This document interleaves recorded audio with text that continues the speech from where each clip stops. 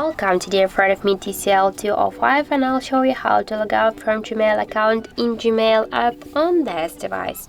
So let's first open Gmail application, and after that let's tap on the right upper corner. Now we can see that we are logging here into the Gmail account, and just to log out from Gmail account in Gmail application, we should log out from Google accounts on our device.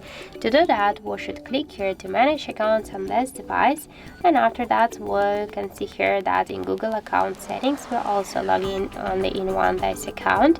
To remove this account or to log out, just tap here to remove account and confirm your action by click here to remove account again.